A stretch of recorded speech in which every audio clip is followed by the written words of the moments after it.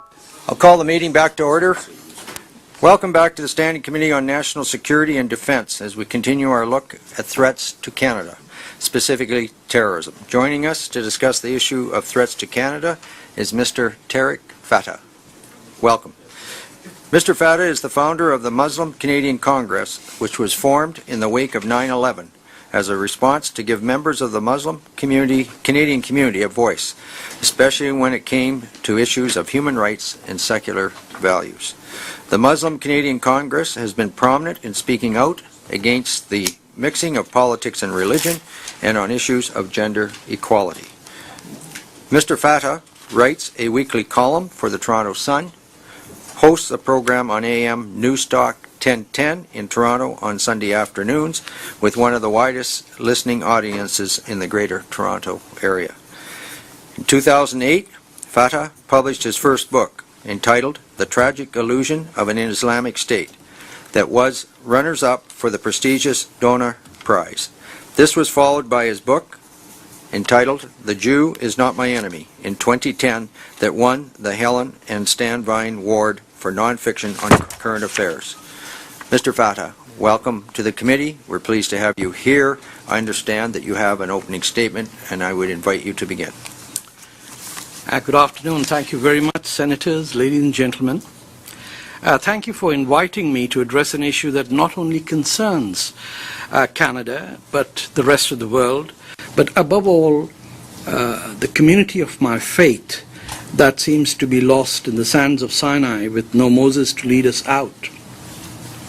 No matter how we couch our words in the language of political correctness or postmodernism, the fact of the matter is that Western civilization today faces a transcontinental challenge to its very existence.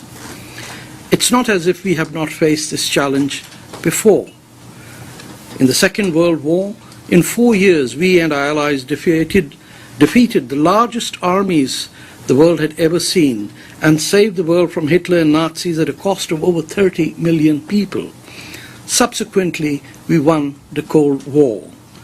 But today, 14 years after Islamism launched its war on the West, we cannot stall, let alone defeat the forces of international jihad. As a Muslim, it gives me no pleasure in washing my dirty laundry, either in public or in these august chambers. But I believe if we Muslims do not step forward and speak the truth, we will suffocate in the stench of our own making while trying to blame others for creating the mess we find ourselves firmly stuck.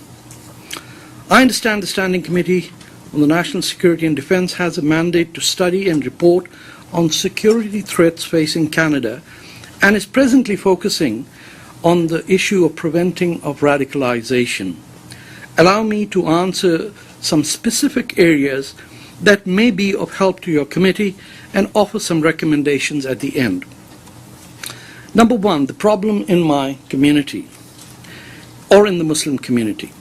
The problem of radicalization in the Muslim community depends in which Muslim community we are talking about.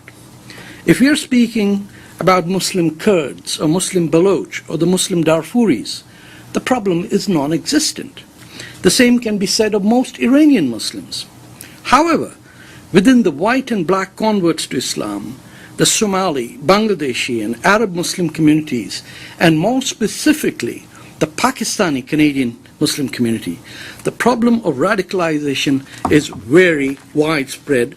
It's deeply entrenched, embedded, and that is framed in terms of an Islam versus the infidel scenario leading up to an end of time Armageddon. Number two, the support infrastructure for terrorism and radicalization. The support structure that exists for Islam-based terrorism or radicalization or Islamism, which is a starting point to the end part of someone being a jihadist, is multifaceted. At its base are the Islamist organizations and mosque-based groups who lay the seeds of radicalization, not necessarily in the recruitment of terrorists, but in the politicization of the sermons that whip up a sense of victimhood of Muslims while cultivating a hatred of non-Muslims and other groups such as gays and women who demand equality and who refuse to wear head wraps or be encased in burqas. To give you a specific example, which most of you would not know about, is that most mosques in Canada and around the world start their Friday congregation with a prayer that asks Allah to give victory to the Muslims over the kuffar or the infidels, that is people like you. The glorification and radicalization is endemic and ubiquitous in the sermons and teachings to very young adults, as can be verified from the incidents in the United Kingdom and even here in Canada. Every Islamic hero in the last 1400 years has been a jihadist who is celebrated for his, there are no her, his exploits in defeating Christians, Jews, Hindus, or pagans. It is with shock that I learnt on Saturday that an RCMP de-radicalization partner, a white convert to Islam by the name of Muhammad Robert Heft, had lengthy meetings over the last 2 weeks with the Taliban leadership in the ISIS-backing Emirate of Qatar. Mr. Heft has been negotiating a pact with the Taliban, and I am not sure if either your committee or RCMP or CSIS knows about it. But he did come back yesterday and attended an event in Mississauga, which was also, the keynote speaker was a federal minister, where he expounded his views.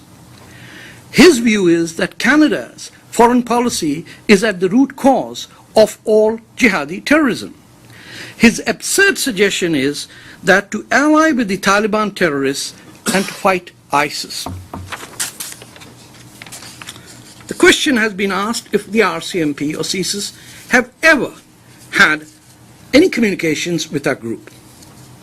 In my 25 years of fighting against Islamism and confronting jihadism within my Muslim community, as an author of 2 books, as a radio host, as a weekly columnist, let me state emphatically, not a single time have I ever been approached by any outreach committee of the Toronto Police, the RCMP, CSIS, or any other security agency. They will simply not meet with any Muslim who looks like an integrated Muslim. I can only draw one conclusion, ladies and gentlemen. In the eyes of the RCMP, a Muslim is a Muslim only if he or she dresses up in medieval attire, encases his wife in a burqa, and speaks with a guttural accent. The Muslims who the Mounties certify as moderate Muslims, who we are told are fighting radicalization, are in fact Islamists who are pro-Sharia, have never, ever once renounced the doctrine of armed jihad. These men and women are pulling the wool over RCMP eyes. As an example, one celebrity promoted by both CSIS and RCMP through both liberal and conservative governments is a Hamilton lawyer, a fine fellow by the name of Hussein Hamdani, who sits on the Canada's Cross-Cultural Roundtable on Security. His presence on CCR has been used to push the Islamist agenda rather than thwart the Islamists. Then there's the infamous Canadian Counter-Radicalization Handbook, United Against Terrorism, which was produced by 2 Muslim groups, ostensibly in collaboration with the RCMP, until they backed out later. The Mounties distanced themselves from this Canadian handbook, but it is instructive in who these Islamist groups in this booklet recommended as the most reliable of North America's counter-radicalization religious advisors. They include Ingrid Mattison, former president of ISNA, an organization which was an unindicted co-conspirator in the 2008 Texas terror trial. Ms. Mattison is a white convert to Islam, once proudly represented the Afghan Mujahideen government at the UN. We have Jamal Badawi. He sat on the board of another organization listed as an unindicted co-conspirator in the Texas terror trial. Siraj Wahaj, labeled as an unindicted co-conspirator in the 1993 WTC bombings. Ziad Shakir, who was outed for his radical ideology by a retired lieutenant commander in the US Navy, Dr. Zudi Jasser, the founder of the American Islamic Forum for Democracy. The question is asked whether counter-radicalization programs work. Let me assure you, there is no such thing as de-radicalization. It is one of the biggest money-making ventures that were ever introduced after 9/11. Experience in Saudi Arabia shows that every one of the radicals released under the guarantee of the Saudi government from Gitmo turned back and are now fighting on the side of ISIS. Let me give you an example of what Islamism is. Islamism is like an agricultural enterprise. Tilling the soil is different from planting and sowing the seed. Irrigating the soil is not the same as spreading pesticides to keep the parasites away. And when it comes to harvesting the crop, the act is different than the sale of the crop. Dear Senators, some Islamists plant the seed while others harvest the crop of jihadists as recruiters. To suggest that those who plant the seed should eradicate the crop before the harvest is a fool's dream. The RCMP and other guilt-ridden mainstream politicians may munch on this marijuana, but as a Muslim, I am prohibited from any intake of such intoxicants. The specific recommendations to this committee, I'll list them for you. Number one, lay hate speech charges against any Muslim cleric who hides behind religious rights to attack and demonizes members of another faith or another religion, as is done every Friday in every mosque of this country. Every mosque must be monitored for such hate speech, where the word kuffar is invoked to hide the real target, which is Hindus, Christians, and Jews. Any mosque indulging in active politics must have the charitable status revoked. We have the law, we simply don't implement it. Donations of more than $20 at all religious institutions must be made by check or credit card to cut off possibility of money laundering, which I have witnessed.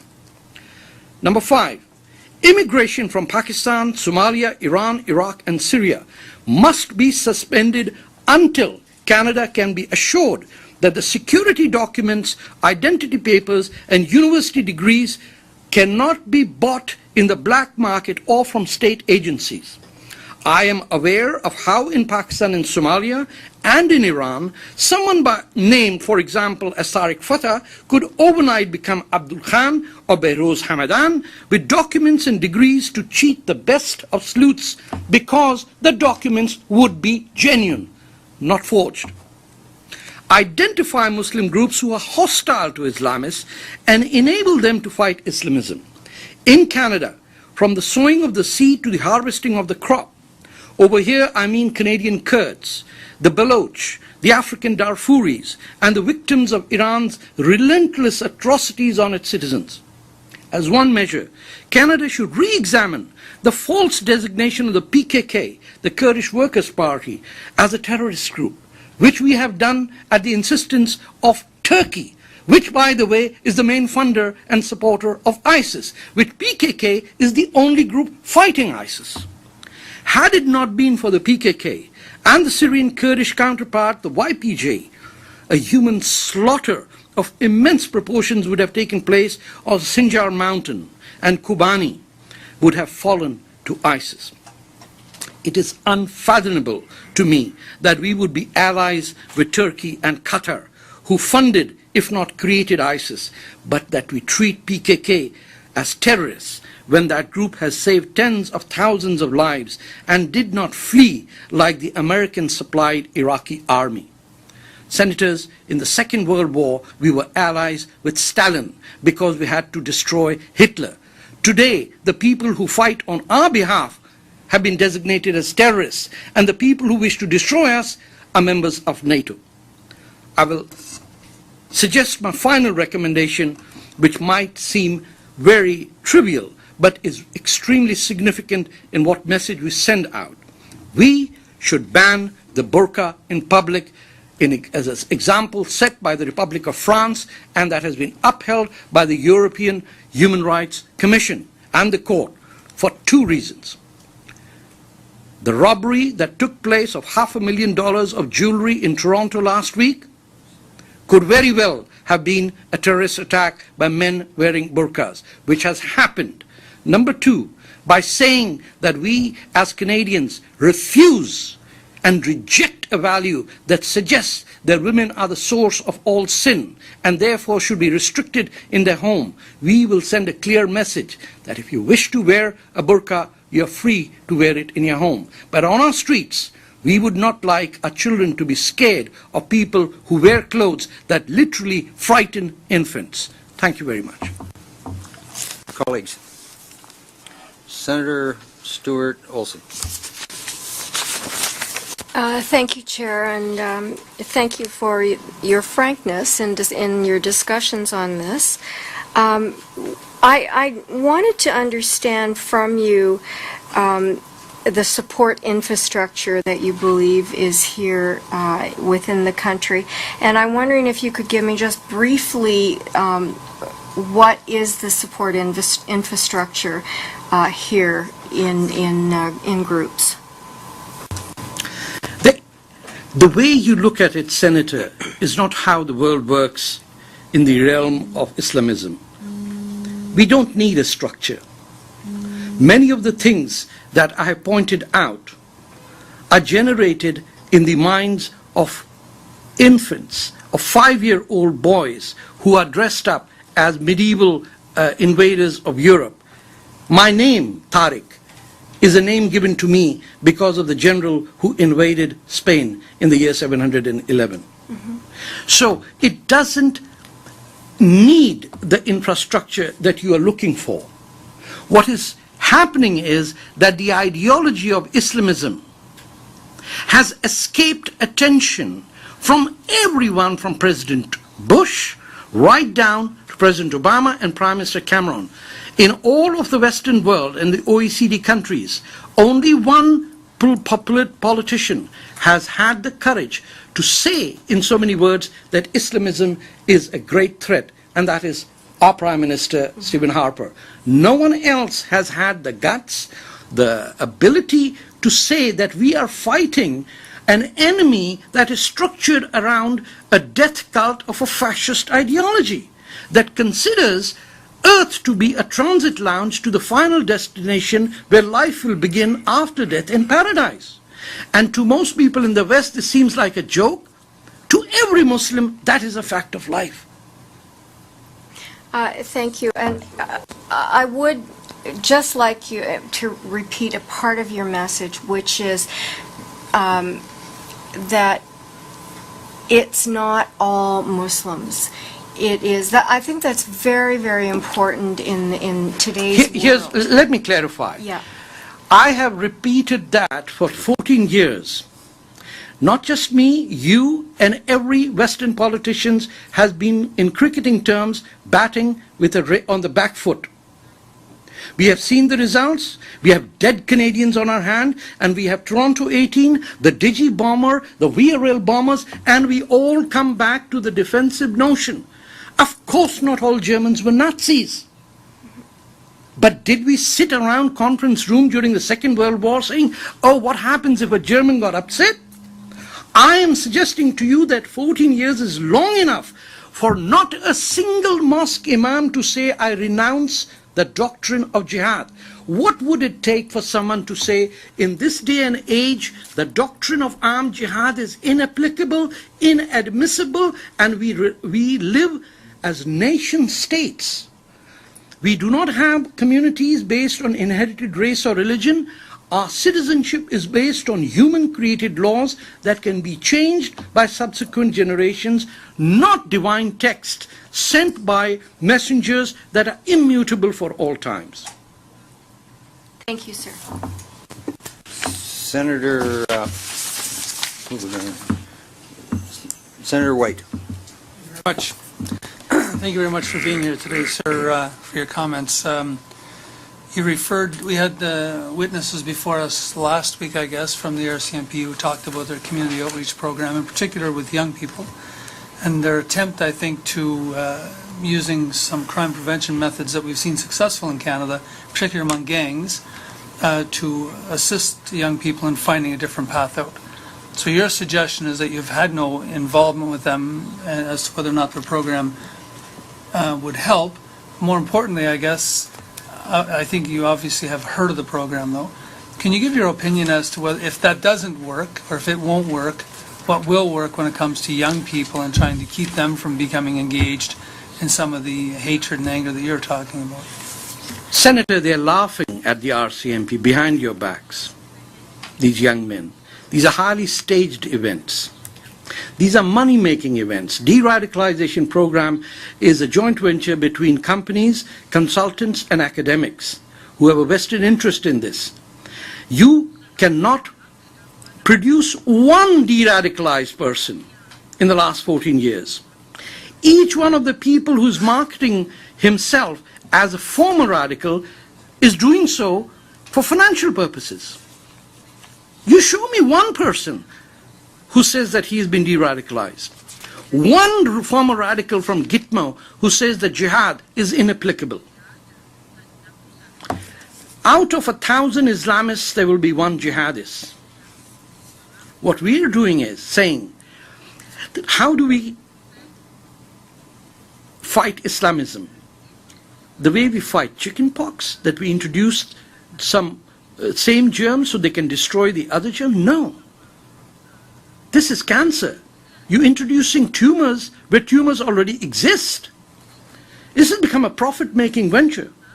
For me and many secular liberal colleagues, we know this is a war declared on us. Unfortunately, for many other civil servants and folks, this is a money-making venture. You form a committee, you bring a proposal, you get funded. Millions have been spent, and we cannot defeat men in caves? Trillions. Imagine the amount, hundreds of billions the Americans spent in Iraq and the army ran away, yet not a single American general has been held accountable because it was a total fraud. Nobody dares say that there were billions that were stolen in this enterprise. The Brits and the Canadians have had a very good record in having armed forces that fight with dignity. The private guards and private mercenaries and even Snowden is not a CIA employee. Since when did we fight our enemy by contracting out to private forces? Even the people who vetted Snowden was a private company.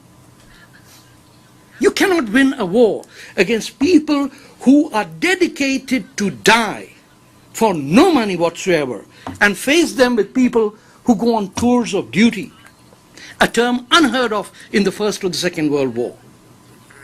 Don't recruit an army saying that get a degree in engineering or an American citizenship by serving a term in Iraq. Those people don't fight wars. They want to come back and run a company. So, what's happening with us is, and this is a rare opportunity for me,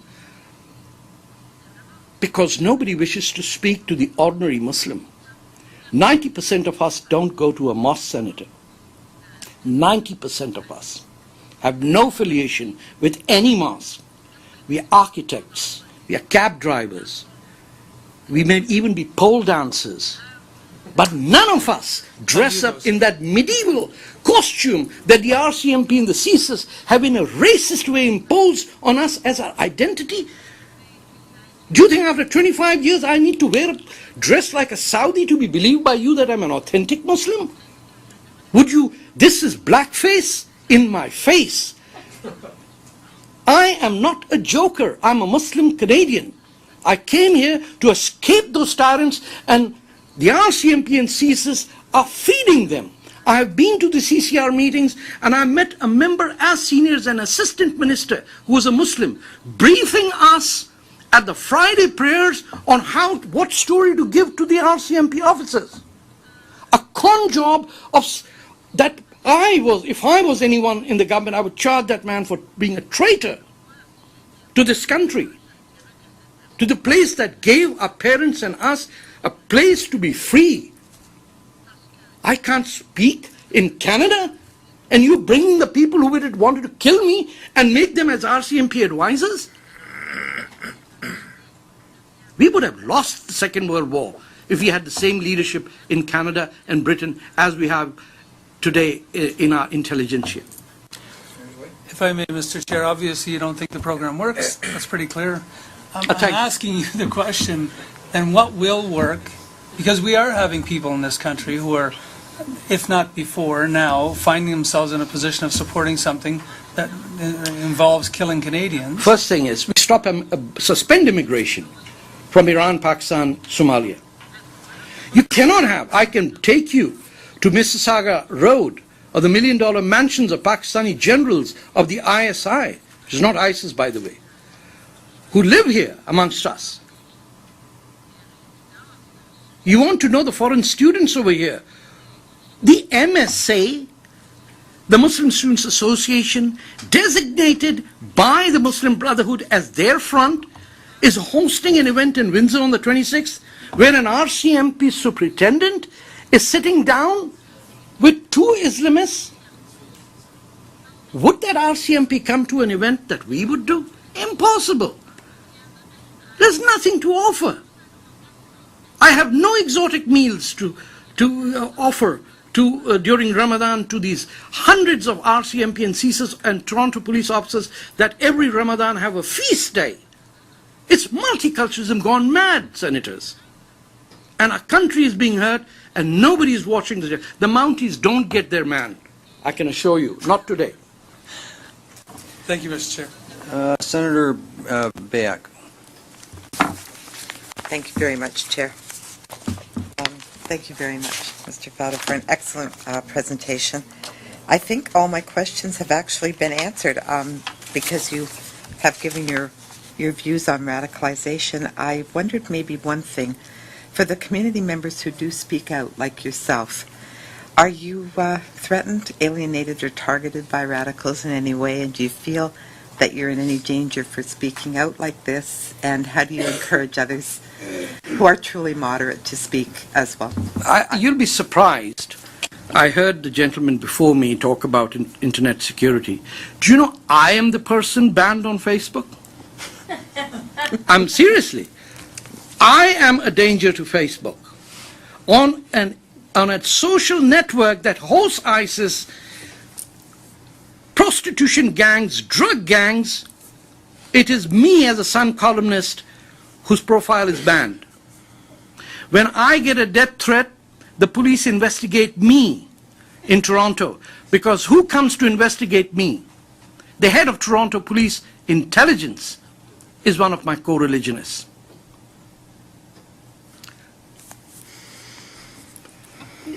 I don't like to wash my dirty linen in public, Senator.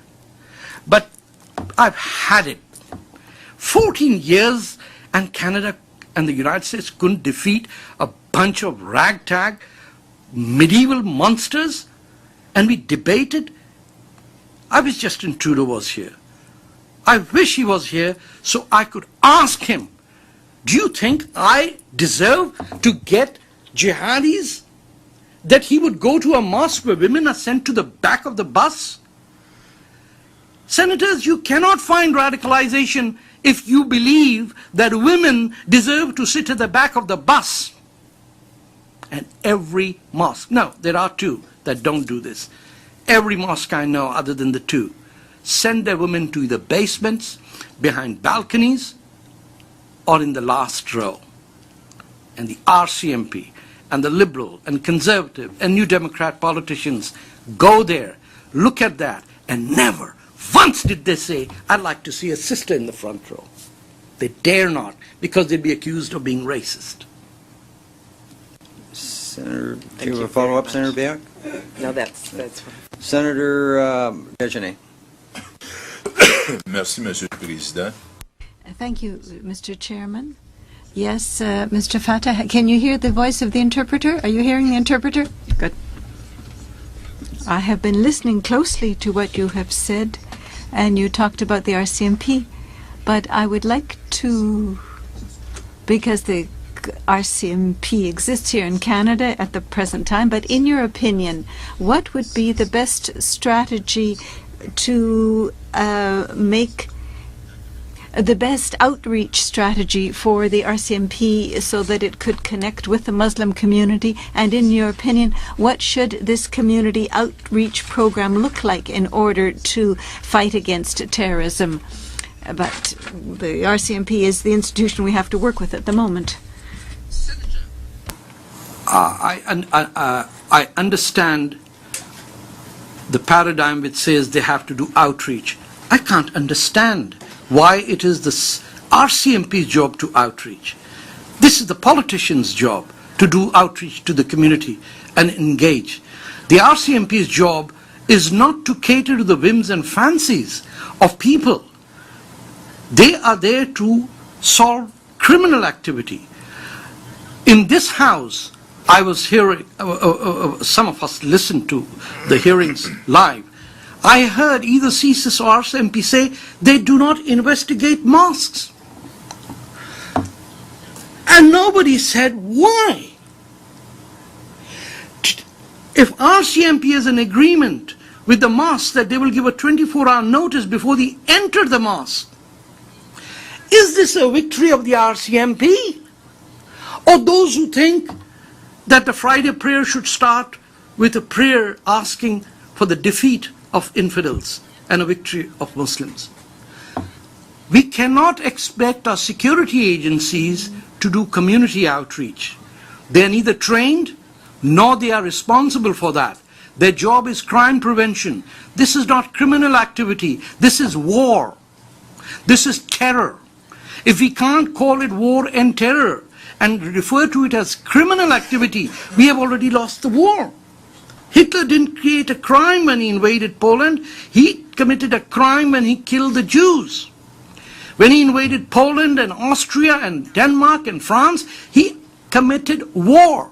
We're living in a different age when states are not attacking us, but non-state actors are wanting to kill us. And they are recruiting from within us. Not deprived, uneducated kids, but two Quebecois who were sons of the soil came from us and killed our own soldiers. Nobody has asked who converted them to Islam. Not a single person has asked a simple question. What was that contact point? Who is the individual? Not journalist, no politician, no liberal, no conservative, no New Democrat. Nobody dare ask this question because that would be racist, wouldn't it? And if I had to solve a crime, my first point is, who recruited you into the mafia if it was criminal? Wouldn't that be the first question? This guy killed his own countrymen. And we don't want to know who made him do that?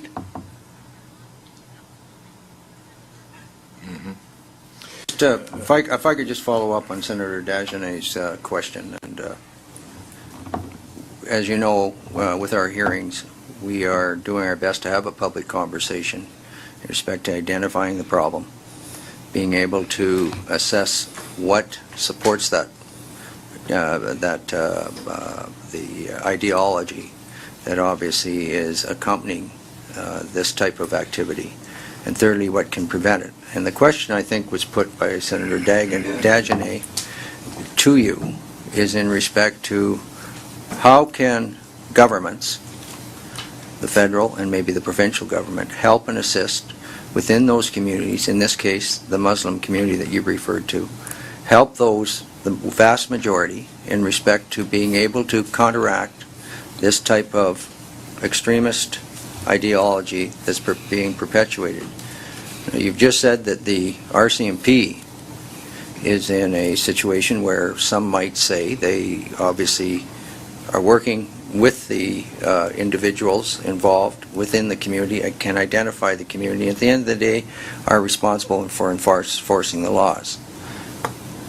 The question then has to be, if within that community, if it's not the RCMP or other government agencies, who within that organization or within that community would be best suited to be able to work within the community to move it ahead, because you're not going to change this overnight. So if you could do that in a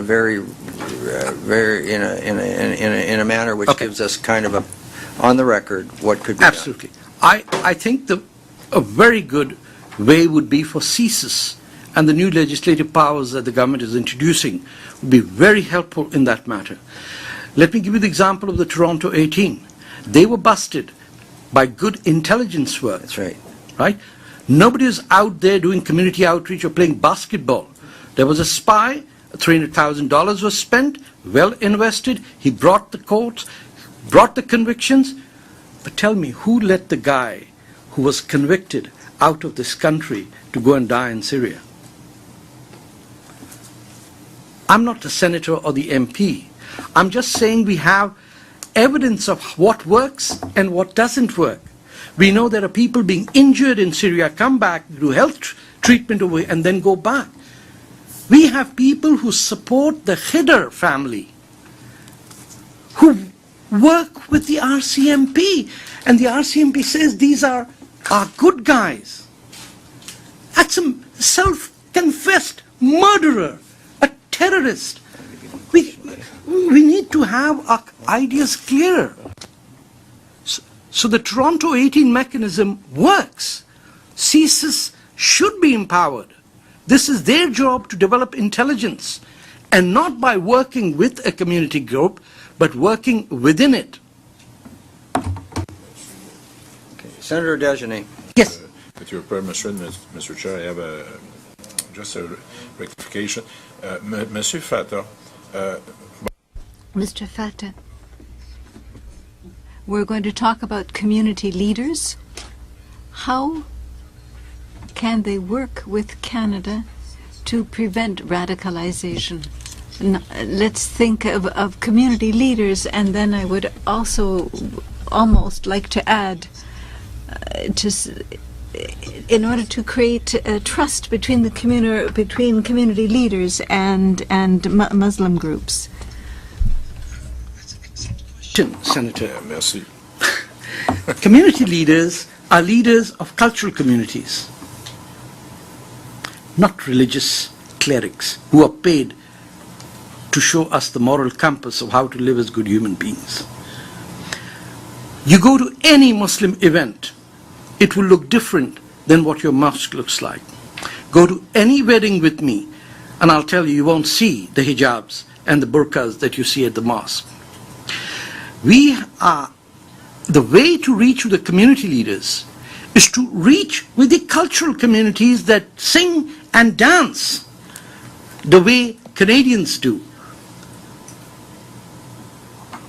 Nobody reaches out to the Nile Foundation, which is an Egyptian group.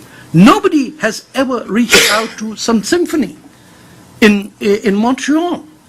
I can give you a number of cultural groups that meet every year and have fun, dinners, games, children playing. We have focused on Muslims as if the only thing a Muslim does is preach and pray. That's not what we are. We are just like you. We don't like going to the mosque. We go there, we have to sit, we are old, we can't sit on the floor, many of us. We're 65 now. The guy is always boring. He's got the microphone. He's like the 12th century Catholic priest speaking in Latin that I can't understand.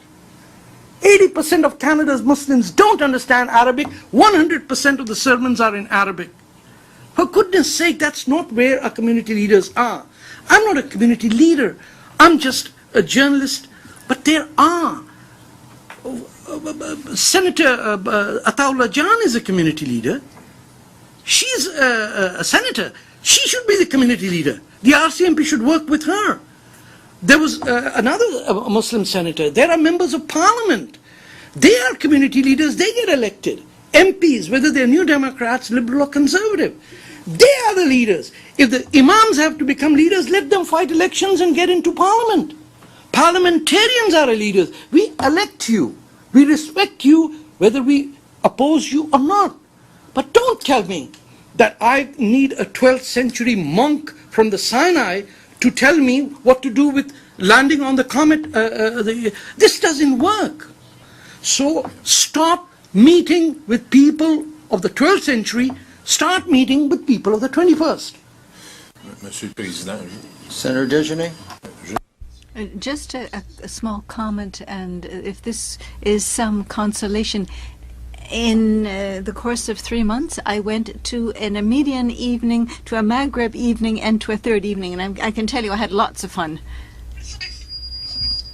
on a bien mangé. Stuart Olson. Thank you, Chair. I would just ask you too, and what I'm a bit afraid, well, not afraid, but I wonder if in the Muslim community there are people who do speak out. Is there support for them within the Muslim community? Are there support structures that they would dare to come and say so-and-so? I wonder about that, about the responsibility being taken by the community itself, and do they need assistance?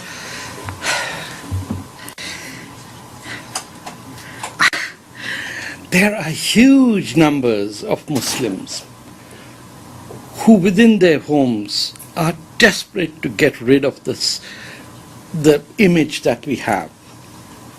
My daughter works for the CBC. None of my nieces, it has become so, well, I shouldn't be saying that, this will be recorded, but people want to become Canadians. Don't force us to become something else. Everyone who wants to integrate faces an obstacle. Everyone who wants to go away is funded. There is not a dollar spent by the entire Canadian government that is there to support those Muslims who oppose ISIS. Not one. In 2005, you may be aware of the Sharia debate in Quebec and in Ontario. The death threats that the Quebec Assembly member Fatma Huda Pepin faced, what we endured in that debate. Thank God that the Ontario government had the wisdom, and the Quebec National Assembly had a unanimous resolution to reject Sharia. Britain is paying the price for not having Muslims to come out. It wasn't easy for us. What is the two things that happen when a Muslim stands up against the mullahs? He doesn't get a plot to bury himself or his parents in the graveyard. He's never invited to a wedding or a birthday party, which in a marginalized community is social ostracization that destroys the very soul of the first generation immigrant because he's not entertained by anyone. The social pressures are such that they affect you back home. And the very people involved in this moral crime of forcing people not to be Canadian are rewarded by politicians, police, and the intelligentsia.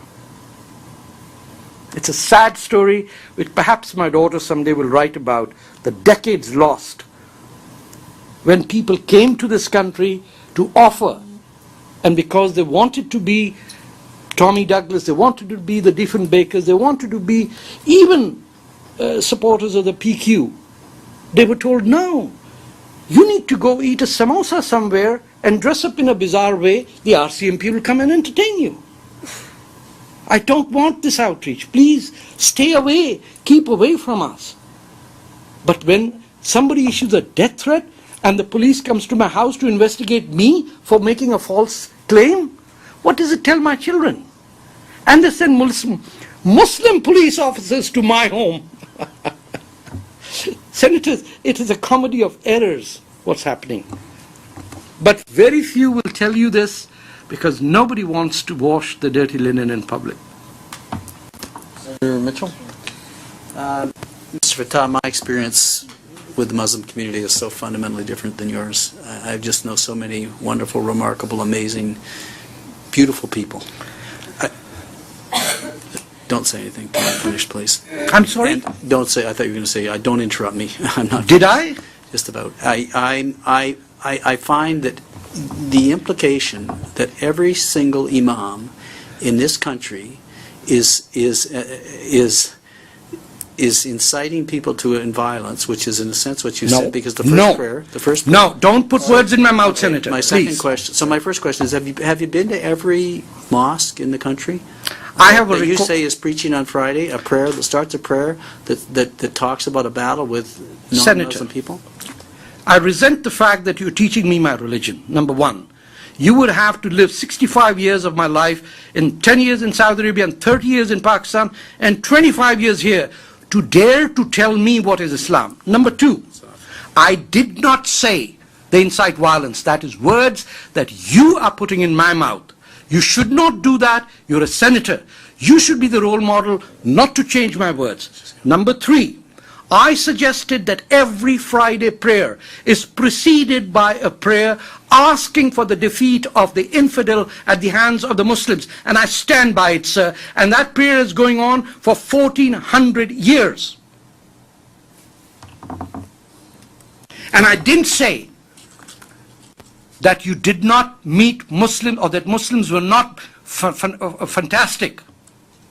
I am a Muslim. And I am fantastic. And I am the role model for Muslims in this country. The people that you buy as a liberal senator in creating multiculturalism and sidetracking us away from the challenges that we face, I resent the fact that you implicated me as an Islamophobe, and that is exactly what politicians like you do to silence us. Colleagues, we're getting to the end of our time. I want to thank Mr. Fatah for coming before us and taking the time and the effort to be before us, put his opinion forward. We will be recessed till 3:30. Thank you.